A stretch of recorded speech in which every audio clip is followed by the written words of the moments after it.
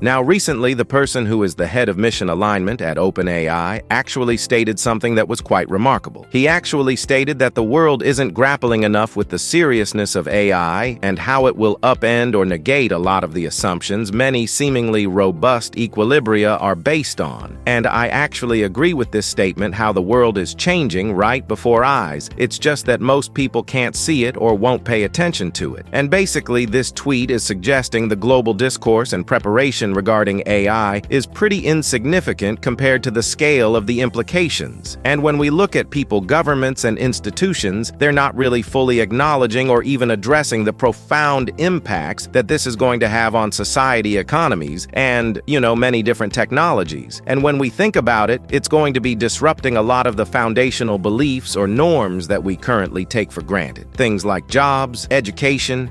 There's just so many things that we can get into social dynamics. Global markets, it's pretty crazy stuff that I will dive into in this video. Now, I'm showing you guys this piece of a blog, but the blog is actually from Sam Altman. Sam Altman is, of course, the CEO of OpenAI, but I'm showing you this to show you guys that it's not just one person at OpenAI that thinks this is the case. Sam Altman also agrees that, it's quite important to actually prepare for the future. He basically talks about how, the technological revolution is unstoppable and a recursive loop of innovation, as these smart machines themselves help us make smarter machines, will accelerate the revolution's pace, and that there's going to be 3 crucial consequences that will follow. Now, the reason that this is important is because if we actually take a look at the entire blog, which Sam Altman wrote in 2021, it's actually remarkably accurate with as to what he predicts, but he talks broadly about the future, and a lot of the stuff has already happened. Now, one of the first things that he talks about is the fact that this revolution will create phenomenal wealth and the price of many kinds of labor, which is essentially, driving down the cost of goods and services, will essentially fall towards zero once sufficiently powerful. AI joins the workforce, and I want you guys to pay attention to 2 things here. Number 1 being AI joining the workforce, okay? Keywords are joins the workforce, because literally in another blog post a couple of days ago, Sam Altman actually said that we believe in 2025, we may see the first AI agents join the workforce and materially change the output of companies. I covered this entire thing in another video, but it is important that his predictions are coming true. So it's important to look back and see what was said. Now, the second point that I want you to focus on from the first point, because there were 2 things, is the fact that, the price of many kinds of labor, which drives down the cost of goods and services, will essentially fall to zero very soon. Now, a phrase that I've seen echoing around the AI community is one that is called the intelligence too cheap to meter. And this is basically the fact that when you have AI systems that are able to replicate human intelligence for a fraction of the cost, things start to get really weird. And you can see that Logan Kilpatrick, the person working on AGI and the AI products at Google, actually said that if you are not planning for the price of intelligence to go to zero, the next 3 to 5 years are going to be incredibly disruptive to your business and to life. This is the main idea for the rest of the decade. You might want to buckle up now. Broadly speaking, what he means by this is that when we actually take a look at how AI systems have progressed every single year, the intelligence price versus the tokens, it actually gets a lot cheaper. So right here you can see that, the previous version of GPT-4, which wasn't that good compared to the version that we have now. And if we actually look at the cost per token, it's a dramatic decrease in that cost. And the point here is that, like in the future, we're going to have really powerful air systems, and they're going to be borderline free to run, which basically means that if we have sufficiently powerful AI that is smarter than most humans, can run agentically on a variety of different computers, then of course that is going to disrupt a variety of different things. And this is something that has continued to happen time and time again. And like I said before, this is what these companies are moving to. Okay, towards intelligence too cheap to meter. This is something that Sam Altman has tweeted and Rune has tweeted, which is of course a member of technical staff at OpenAI. And now remember how I spoke about, the fact that like these models are getting cheaper. But the crazy thing about that is like the quality is staying the same. Recently, we we had DeepSeek V3, which is a model that literally just, I don't want to say ruined everything, but definitely shook up the air industry, because this was a model that was borderline on par with Claude 3.5 Sonic. According to certain people, some people may argue against that, but the point is that this is at a fraction of the cost. One trend that I have currently seen is that the majority of people that are building applications with models, sometimes the cost is a factor, and I've seen many people who are using AI agents actually switch to DeepSeek version 3 because it is just so cheap for what you are getting in terms of the evaluation. You can see the MML evaluation score versus the API price per 1 million tokens. DeepSeek V3 just comes out to be the best in terms of the performance to price ratio for the optimum range. And when we take a look at that, you have to understand that because it's capitalism, it's a free market, people can compete. And when people compete, prices often get cheaper, and that's often better for the customer. But this is going to have a variety of different knock-on effects for society that most people just simply aren't prepared for. When we actually think about what they are saying here, and this is OpenAI, the leading company, we should really be paying attention. He says, nonetheless, change is coming. It will be reflected in the first, in the prices of goods and labor, and this is essentially referring back to what Sam Altman has said. And I think I can, muster up a very simple example for you guys. Let's say, you are a software engineer, and I do hate the fact that I'm using software engineer as an example because there has been some recent controversy around AI software engineers. But let's just say, for example, you have an AI software engineer, or let's say pretty much anything that is on a computer. What happens when you have an AI agent that is able to, effectively do any task on a computer faster, quicker, more reliably than a human, all for a fraction of the cost? There are entire industries that are built upon jobs that are at desks. And if, let's say, for example, companies realize that, wait a minute, these people that are paying $40,000 a year, and of course I have to give them sick pay, holiday pay, if I can just literally spend $2,000 a year on a few AI agents, that is going to be a much more efficient strategy for them. And if that does occur, then that actually means that, secondly, we have a company that is going to be operating on high margins. Now think about it like this, guys. This is where prices start to change. If that company goes from paying their employees, let's say $6,000 a month each, to, digital employees that cost $200 a month each, that means that they have now so much profit. But here's the thing, okay? They aren't the only business in that space. Other businesses in that space will now likely have the same digital employees that are the same cost, which means that if a business just lost 80% of its overhead and is now 80% more profitable, companies are going to start undercutting each other because, of course, they're going to be starting to fight on price. And if things start to fight down on price, well, for consumers, that means for us, the prices of things will eventually, of course, come down. It's going to just change everything. What happens when I can say, okay, I need you to go ahead and create this business. By the time I wake up, I want this website. I want you to reach out to these many businesses, and I want you to have a step-by-step strategy plan and start executing it by the morning. And let's say I can do all of that for a fraction of the cost of, hiring a full media team and whatever it may take to actually get that orchestrated in the real world. I think when we actually start to look at that, we can start to say that, okay, this is going to be,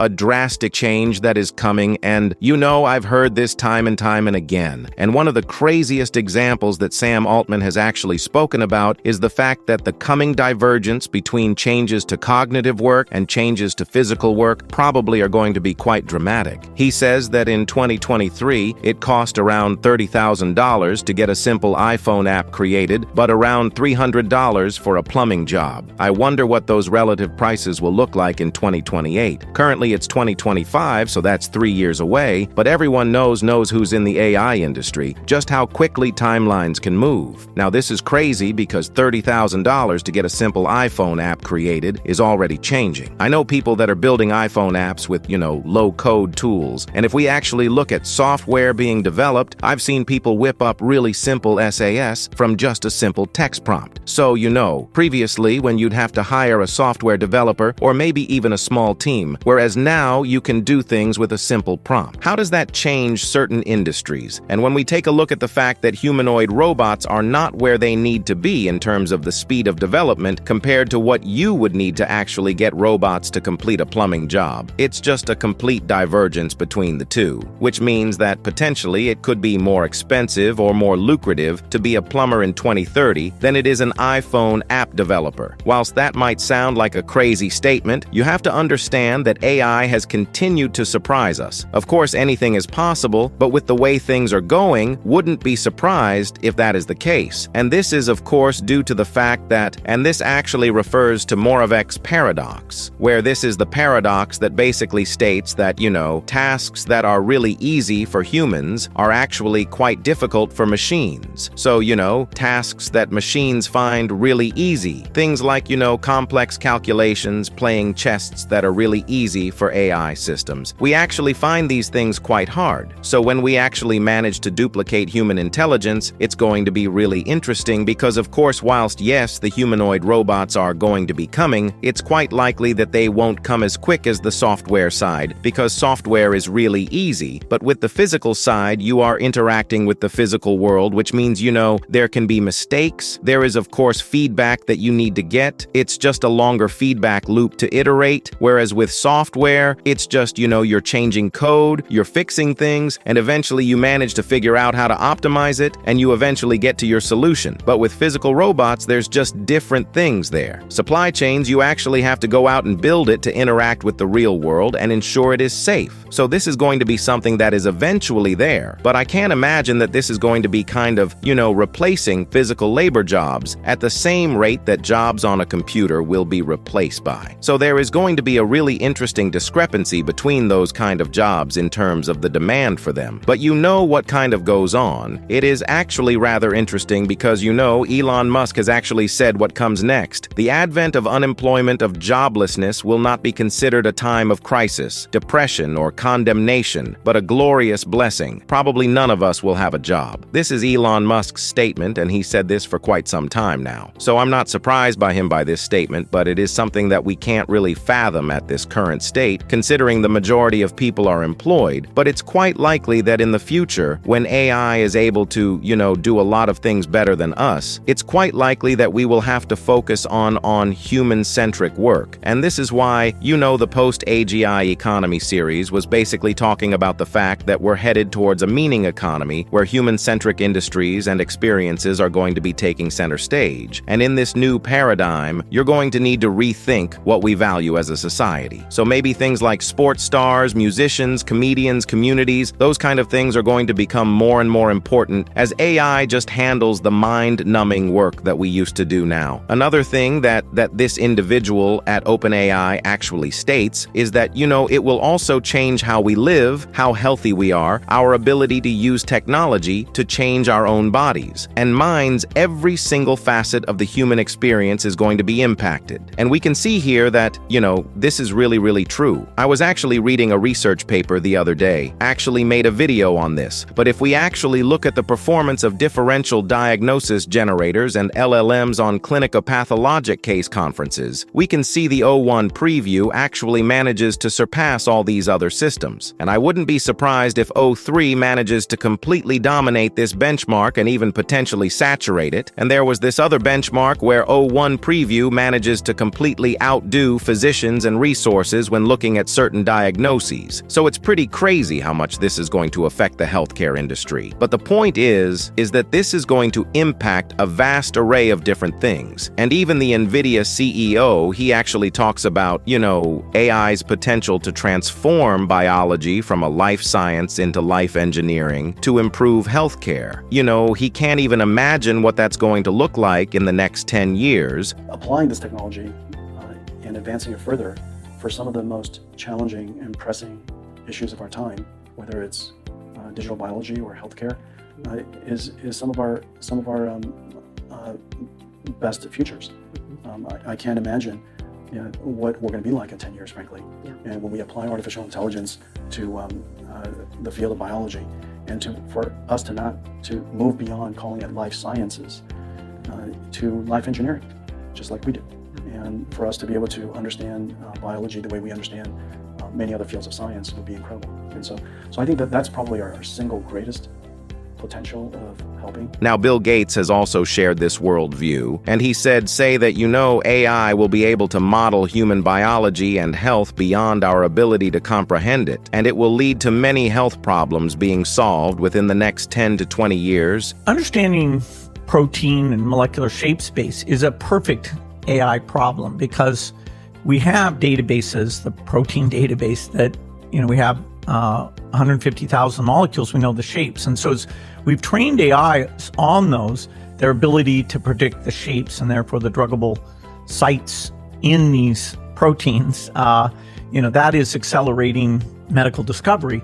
There was actually a company called Schrödinger that was doing it pre-AI, but now there might be 20 times as many people and progressing much faster because AI is very, very well suited to this. And eventually AI won't just model the low level what the shape is, but it'll model the cell and the organ and the organism. And so even complex disease dynamics, it's beyond human understanding to map out all the different things that go on. The AI models, as you gather the data, which will be the limiting factor, will help you understand, overnutrition, malnutrition, way better than we do today. So, most things, put aside neurological, in the next 10 to 20 years, I would say the likelihood of dramatic medical advances, even in neurological, one thing, Alzheimer's, I'd say those would be solved. And when we actually start to take a look at the fact that, this is going to change biology and healthcare, one of the things that people actually start to discuss is LV. Now, this is longevity, escape velocity. And this is a hypothetical situation where life expectancy increases faster than people age. And this is basically, I know this is going to sound crazy, by the way, is the fact that, people could live indefinitely in the near future by defying aging through money, ambition, and possibly AI. So some people believe that this is possible by 2029, and Ray Quell is a big supporter of this. I expect by 2032, we'll develop what I call longevity escape velocity. So this means right now, as you go forward a year, using up a year of your longevity, so you're younger. However, we have scientific research that's coming up with cures and new treatments for diseases. So right now you're getting back around 4 months. So you use up a year, but you're getting back 4 months from scientific research. But the scientific research is expanding exponentially. So by 2032, you'll get back that 4 months, you'll get back a full year.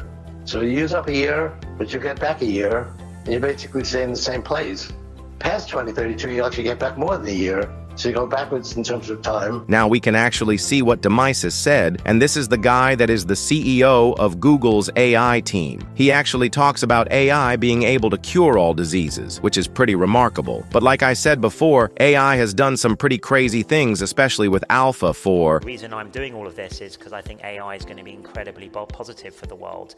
I think we're within shooting distance of curing all diseases with AI, helping with climate through material science and new energy sources and other things that I think AI can invent, as well as in our daily lives, just improving productivity and enriching our daily lives and making mundane admin things sort of be dealt with automatically. I think those are all amazing. That's all coming very soon. And if you don't think this is going to happen, we've already had the slight signs that, with ASI or advanced AGI, we're going to be able to essentially compress time. That's the main concept that they're trying to drive home. It's not like an AI is going to be able to immediately solve all diseases. It's the fact that we're going to be able to do accelerated research. So the research that maybe we would have got after 70 or 50 years, we're basically just going to be able to, duplicate humans digitally and do that research virtually. And essentially from there, that's where we compress down all of that research by running simulations, either having, a billion agents scaled out to be able to run those tests for us, and then of course bring that into the real world. But that is the key point here, is that we're basically compressing time. And that's what they actually talk about with Alpha, for which is, I think once people understand that, once you're able to compress time, that is where the timeline speed comes from. There's 20,000 proteins in humans, and then there's 200 million known to science in all of nature. So it would just take forever to do it like that. So we want a computational solution to it. And that's what AlphaFold 2 was. And sort of essentially solved that problem. And then we spent a year folding all 200 million proteins. So that would have taken, equivalent of like 1 billion years of, PhD time, which is incredible, done in 1 year. So that's, I think, the power of computational methods. And then AlphaFold 3, which we just released, as you said, last couple of weeks, takes that one step further now. And biology is not a static system, right? It's a dynamic, emergent system. And so to really understand biology, you want to understand the dynamics. So in effect, AlphaFold 2 was the static picture of a protein, and then AlphaFold 3 now allows you to understand how proteins interact with other biomolecules. So of course other proteins, but also strands of DNA, RNA, and also things like ligands, chemical compounds, effectively useful for like drug discovery. So it's sort of another huge leap.